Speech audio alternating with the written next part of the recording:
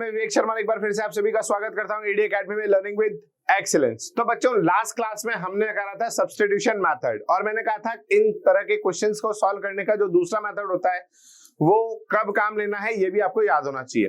तो आज हम वो दूसरा मेथड ही पढ़ने वाले और जानते हैं कि कब हमें दूसरा मेथड की जरूरत पड़ती है। तो दूसरे मेथड का नाम है एलिमिनेशन मेथड, जो आज हम सीखने वाले हैं। अब ध्यान से देखो एलिमिनेशन मेथड की क्या जरूरत है और क्यों जरूरत है। याद करो, जब हमने सब्स्टिट्यूशन मेथड पढ़ा था तब हमने आपसे कहा था कि आपको एक बात ध्यान रखनी है कि यहां पर आपके चार कोफिशिएंट्स हैं। इन चारों कोफिशिएंट्स में से कोई एक कोफिशिएंट 1 या -1 होता है, तब आपको कौन सा मेथड लगाना होता है? सब्स्टिट्यूशन मेथड लगाना होता है। पर मान लो ऐसा कोई क्वेश्चन आ जाए जिसमें चारों के चारों कोफिशिएंट्स में से कोई एक भी आपका क्या नहीं है, 1 नहीं है या -1 नहीं है, तब क्या करोगे? तब अब पहले तो प्रॉब्लम समझ लेते हैं कि सर यदि ऐसा नहीं भी हो तो क्या फर्क पड़ता है, सब्स्टिट्यूशन तो हम तब भी लगा देंगे, लगा दोगे। प्रॉब्लम कहां थी वो समझा देता हूं। सबसे पहले तो आप इस सवाल में सबसे पहले क्या करोगे, इस फर्स्ट इक्वेशन से x की वैल्यू निकालोगे या y की। तो चलो x की वैल्यू निकालते हैं। तो 3x = 9 - 2y हो जाएगा और ऐसा करने पर x की वैल्यू कितनी रहेगी? 9 - 2y/3। यस और नो, यही होगा। अब इस वैल्यू को यहां पे सब्स्टिट्यूट किया जाएगा। सब्स्टिट्यूशन मेथड का यदि हम देखें तो इस मेथड से इस वैल्यू को हम यहां पर सब्स्टिट्यूट करेंगे। सब्स्टिट्यूट कर दो। जब आप सब्स्टिट्यूट करने जाओगे तो 2 और x की जगह पूरी वैल्यू लिखोगे, 9 - 2y/3 -5y + 13। अब होगा क्या बच्चों, ध्यान से देखो, यहां पर आप इसको जब सॉल्व करने जाओगे तो this will become 18/3 -4y/3 -5y + 13 = 0। यही होगा ना। अब इस सवाल में इस पॉइंट पर यहां पर आपको सॉल्व करने के लिए एलसीएम लेना पड़ेगा, है ना। और ये तो वो सवाल है जिसमें कोफिशिएंट्स जो हैं बहुत छोटे छोटे 2, 3, 5 हैं। मान लो 11, 17, 15 ऐसा कोई भी बड़ा कोफिशिएंट आ जाए, 7, 9, फिर क्या होगा? तो आपको ये बात समझ लेनी है कि इस एलिमिनेशन मेथड को हमें सीखना क्यों जरूरी है, क्योंकि सब्स्टिट्यूशन मेथड में इस तरह की प्रॉब्लम आ जाती है और अक्सर बच्चों को एलसीएम लेने में बहुत ज्यादा प्रॉब्लम हो जाती है। बात समझ में आई? तो अब आप इसको सॉल्व करने की जगह हम यूज करेंगे हमारा another method which is named as elimination method. अब वो एलिमिनेशन मेथड क्या कहता है? वो कुछ नहीं कहता। ध्यान से देखो, सबसे पहले स्टेप 1 होती है इस मेथड को सॉल्व करने की, कि सबसे पहले आप ये डिसाइड करो कि आपको कौन सा वेरिएबल पहले गायब करना है, x या y। क्लियर? तो हम यहां पर देखते हैं कि हमें x या y में से क्या गायब करना है। अब दिमाग कहता है कि सर कुछ भी गायब कर दो, कोई फर्क नहीं पड़ेगा। मैं कहता हूं उसमें भी थोड़ा और सोचा करो। सोचने वाली बात क्या है कि यदि 3 और 2 को हमें सेम करना पड़ेगा एलिमिनेट करने के लिए, जो मेथड कहता है उस हिसाब से x को गायब करने के लिए 2 और 3 बराबर होने के लिए हमें छोटी टेबल बोलनी पड़ेगी, और y को एलिमिनेट करने के लिए हमें 2 और 5 के हिसाब से थोड़ी बड़ी टेबल्स बोलनी पड़ेंगी। दो तो कॉमन है पर 3 और 5 में बड़ा 5 हो जाता है। तो कहीं ना कहीं हमारे लिए ज्यादा फायदेमंद है हम x को एलिमिनेट करते हैं। ये एक तरह का कॉन्सेप्ट है। ये किस तरह का कॉन्सेप्ट है? एक तरह का कॉन्सेप्ट है जिसमें मैं कहता हूं कि जिसमें छोटी टेबल बोलनी पड़े, आप उसका वेरिएबल मैच करो ताकि आपको छोटी टेबल में काम हो जाएगा। दूसरा कॉन्सेप्ट जो मेरा एक और तरीका है जिससे मैं सोचता हूं, अब ये उन बच्चों के लिए जिनको प्लस माइनस करने में दिक्कत होती है, जिनके दिमाग में माइनस वाला कॉन्सेप्ट कम चलता है, जिनको यदि मैं बोल दूं कि इस इक्वेशन में इस स्टेप पर साइन बदलना है तो उनको बड़ी कंफ्यूजन हो जाती है कि किसका साइन बदलना है किसका नहीं बदलना।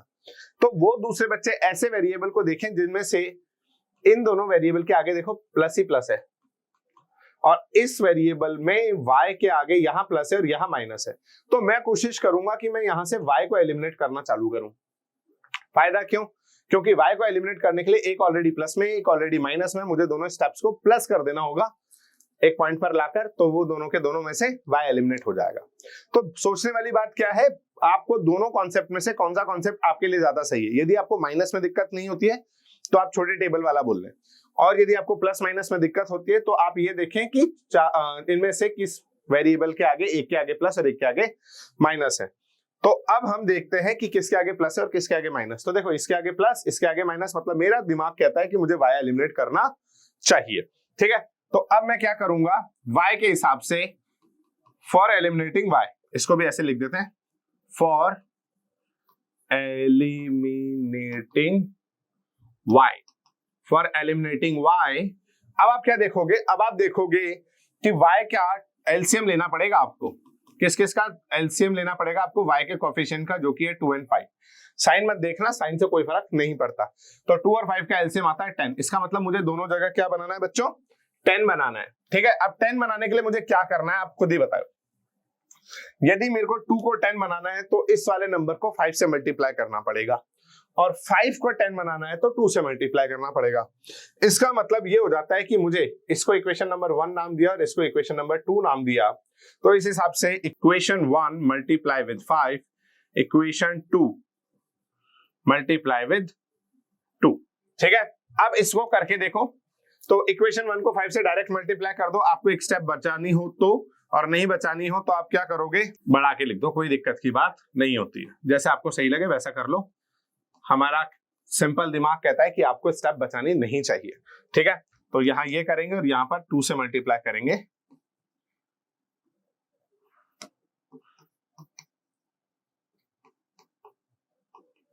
अब ऐसा करने पर क्या होगा, आप इस इक्वेशन को जब यहां पर देखेंगे 15x प्लस 10y माइनस 45, और इस इक्वेशन को जब 2 से मल्टीप्लाई करेंगे तो 4x माइनस 10y प्लस 26। दोनों को जब आप सब्ट्रैक्ट करने जाएंगे, आप सब्ट्रैक्ट करना है कि ऐड करना है, देखो ध्यान से, जिसको मेरे को गायब करना है वो दोनों के दोनों डिफरेंट साइन के, तो मैं वैसे भी ऐड कर देता हूं तो ही मेरा काम हो जाएगा, क्योंकि दोनों कैंसिल आउट हो जाएंगे। तो मैं यहां पर ऐड करूंगा इन दोनों को, तो ये अपने आप क्या हो जाएगा, आपका गायब हो जाएगा। यहां क्या बचेगा, 19x और माइनस 19 इज इक्वल्स टू 0 चल रहा था यहाँ दोनों जगह, इक्वल्स टू 0। तो मेरा आंसर क्या आ जाएगा, x is equals two plus 19 upon 19। कैसे, माइनस 19 को उधर लेकर गए तो प्लस 19, और फिर इस 19 जो मल्टीप्लाई का वो डिवाइड में चला जाएगा।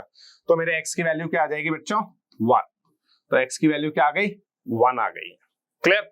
अब इस x की वैल्यू 1 को आप किसी भी एक इक्वेशन में रख दो, आपके पास 4 इक्वेशन है, 1 2, ये थर्ड इक्वेशन और ये फोर्थ इक्वेशन। अब इसमें भी एक छोटा सा दिमाग चला लेना, यहाँ पे कोफिशिएंट छोटे और यहाँ कोफिशिएंट बड़े हो चुके हैं, तो दिमाग क्या कहता है, छोटे वालों में पुट करो, छोटे वालों में पुट करो। तो अब वैल्यू ऑफ x हम यहां डाल देते हैं इन इक्वेशन 1। इक्वेशन 1 में putting the in equation 1 putting x equals to 1। आप x की वैल्यू क्या डाल देंगे, 1 डाल देंगे। तो फर्स्ट इक्वेशन में डालिए 3 ब्रैकेट में 1 plus 2y minus 9 is equals to 0। Simplify कर दीजिए तो 2y, यहाँ 3 इंटू 1 कितना हो जाएगा, 3 हो जाएगा बच्चों। 3 और 9 आपस में सब्ट्रैक्ट होंगे तो minus 6 is equals to 0। y is equals to, पहले 6 उधर जाएगा तो प्लस का 6 और 2 डिवाइड करेगा तो y की वैल्यू कितनी आ जाएगी, 3। तो इसका जो ऑर्डर्ड पेयर है वो क्या आया है आपका, 1,3। मतलब x की वैल्यू 1 और y की वैल्यू 3 पर ये दोनों इक्वेशन सेटिस्फाई हो जाती है। तो एलिमिनेशन मेथड कैसे लगाना है ये आपको समझ में आना चाहिए। कॉन्सेप्ट दोनों समझ में आ गए होंगे कि ये तो आप ये देखें कि आपको वेरिएबल किसको गायब करना, और वेरिएबल गायब करने के लिए जो दो दिमाग चलाने होते हैं उनमें से पहला ये कि टेबल कौन सी छोटी बोलनी पड़ेगी, किसको एलिमिनेट करने के लिए टेबल छोटी बोलनी पड़ेगी, और दूसरा कि साइन किसके डिफरेंट है। यदि किसी वेरिएबल्स में एक के आगे प्लस एक के आगे माइनस हो तो मेरा दिमाग कहता है कि पहले उसी वाले को हटा देते हैं, उससे काम थोड़ा आसान हो जाता है। इस पॉइंट पर साइन बदलने की दिक्कत नहीं रहती है। ठीक है, चलो एक सवाल में और देख लेते हैं। ये रहा अगला सवाल, solve linear equation this and this using elimination method. नहीं भी कहता तो भी हमारा दिमाग कहता है कि इसको एलिमिनेशन से ही सॉल्व करना है। अब इक्वेशन क्या है, 7x plus 9y is equals to 14, और इसके नीचे लिख देते हैं 2x plus 3y is equals to 4। अब यहां पर प्रॉब्लम आ गई है कि दूसरा कॉन्सेप्ट नहीं लगा सकते, वो कह रहा है कि एक का साइन चेंज होना चाहिए, और यहां सबके साइन ही प्लस है, सेम ही साइन है, या दोनों के माइनस माइनस होते हैं, y में चेंज हो सकता है तो दोनों के माइनस माइनस होते हैं। इसका मतलब हमें यहां पर कॉन्सेप्ट नंबर 1 ही लगाना पड़ेगा। तो पहली चीज बच्चे एक बात दिमाग में रख ले कि आपको हर मेथड हर तरीका आना चाहिए, क्योंकि सवाल में पर्टिकुलर कंडीशन के हिसाब से आप कह दो कि सर मेरा तो साइन चेंज करने वाला कॉन्सेप्ट कम होता है तो मैं साइन चेंज करने वाला याद रखूंगा, तो बेटा प्रॉब्लम ये है कि मान लो यही सवाल आपके पेपर में आ गया, फिर क्या करोगे, वहां तो साइन चेंज करना ही पड़ेगा ना। फिर तो इसलिए आपको दोनों तरीके याद होने चाहिए, इसलिए एक एक क्वेश्चन पर हम आपको प्रैक्टिस करवा रहे हैं उन तरीकों से ताकि आपको याद रह जाए। अब इस हिसाब से इसको इक्वेशन नंबर 1 नाम दिया, इसको इक्वेशन नंबर 2। अब यहां पर जब सबके साइन सेम है तो मैं इसमें पहला वाला कॉन्सेप्ट लगा लूंगा कि मुझे किस में टेबल कम बोलनी पड़ेगी। यहां पर 2 और 7 का एलसीएम लेता हूं तो 14 आता है, 9 और 3 का एलसीएम लेता हूं तो 9 आता है। इसका मतलब मुझे 9 बनाना है। अब 9 बनाने के लिए एक तो ऑलरेडी 9 है, दूसरे को बदलना है, मतलब मुझे यहां मल्टीप्लाई कम करना पड़ेगा। सिंपल दिमाग क्या कहता है कि यदि मैं 9 और 3 को बनाने जाऊं सेम तो 9 तो बना ही हुआ है और 3 को 9 बनाना आसान है, तो मतलब मुझे किसी एक इक्वेशन को ही मल्टीप्लाई करना पड़ेगा। तो जहां मेरी मेहनत बचती हो मैं वहां मेहनत बचाता हूं, तो मैं उस हिसाब से वो मेथड लगाऊंगा जिससे मेरा काम इजी हो जाए। तो अब मैं क्या करूंगा, इक्वेशन 2 को मल्टीप्लाई विद 9 को 3 को 9 बनाने के लिए किससे मल्टीप्लाई करते हैं, 3 से। तो मैं लिख देता हूं, तो यहां पर 3 multiply with 2x plus 3y is equals to 4। इसमें बच्चा कहता है सर ये स्टैंडर्ड फॉर्म में नहीं है, आप सी को इधर लाओ, उससे कोई फर्क नहीं पड़ता बेटा। इस 3 को पूरे से ही मल्टीप्लाई करना है, चाहे इधर लाके करो चाहे उधर लाके करो, कोई फर्क नहीं पड़ रहा। तो ये क्या हो जाएगा, 6x plus 9y is equals to 12। बस ये ध्यान रखना कि आपको इस 3 को उधर भी मल्टीप्लाई करना है।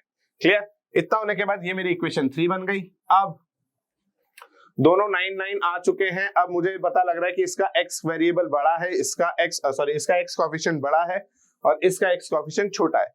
तो मुझे किसको बड़े को ऊपर रखना है, इसको नीचे। तो इस हिसाब से इक्वेशन 1 माइनस इक्वेशन 3 करूंगा ताकि मेरा काम इजीली हो जाए। अब इस हिसाब से 7x plus 9y is equals to 14, 6x plus 9y is equals to 12। यहां से क्या होगा, अब साइन बदलना ही पड़ेगा जो मैंने आपको सब पहले समझा दिया था। तो मैं क्या करूंगा, एक छोटी लाइन लगाऊंगा, इस छोटी लाइन में साइन बदल दूंगा नीचे के सबके साइन। तो 6x प्लस का था माइनस कर दिया, 9y प्लस का था माइनस कर दिया, 12 प्लस का था माइनस कर दिया। तो ये कैंसिल आउट हो जाएगा और 7x में से 6x जाएगा तो x बचेगा और इधर 14 में से 12 जाएगा तो 2 बचेगा। तो x की वैल्यू कितनी आ गई है मेरी, x की वैल्यू आ गई है 2। और इस वैल्यू को मैं 1 2 3 में से किसी भी इक्वेशन में डाल सकता हूं। दिमाग कह रहा है 2 में डाल दो, छोटा है। तो पुटिंग